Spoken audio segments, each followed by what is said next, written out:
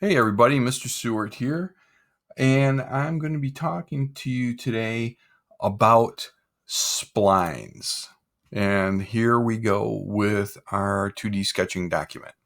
So the spline tool is used to create irregular curves, such as involute curves on a gear tooth or the contour of a car body surface. So we're going to create a new part studio, and you should have done that already, and then renamed it to be Spline. And we're going to use the Spline tool to draw the two irregular curves that you see at the top, and then you're going to draw in two closed shapes that approximate the pictures below. You're going to see that there's a particular number of points in each spline. I really am not that concerned about how many points you put into it, because I'll show you a trick for adding them. All right, let's see. I'll start my sketch, go to my front view.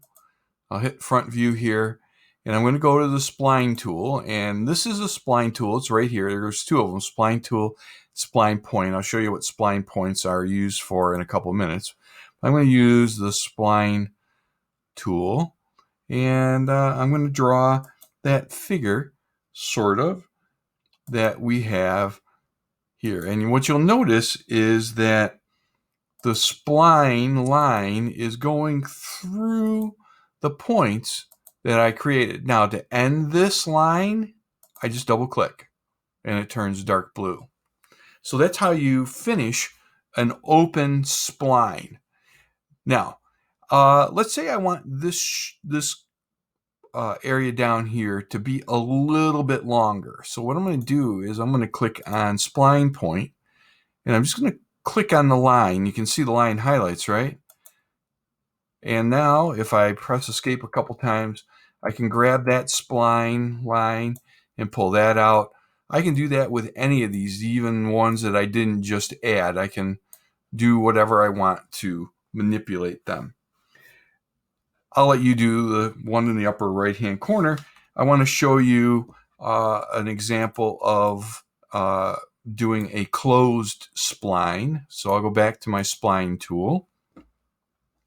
You can start wherever you want here. I'll kind of start up here, and I'll go along here, and we'll come up in, and we'll curve around, and then back, and then I just click on the end of that one, and I end up with a closed spline.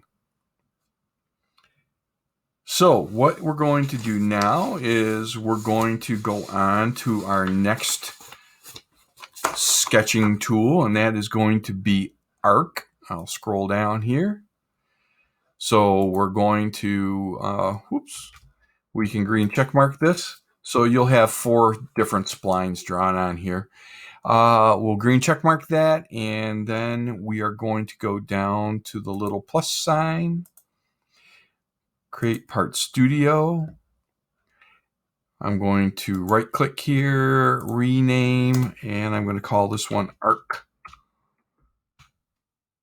And that's going to be our next sketching tool.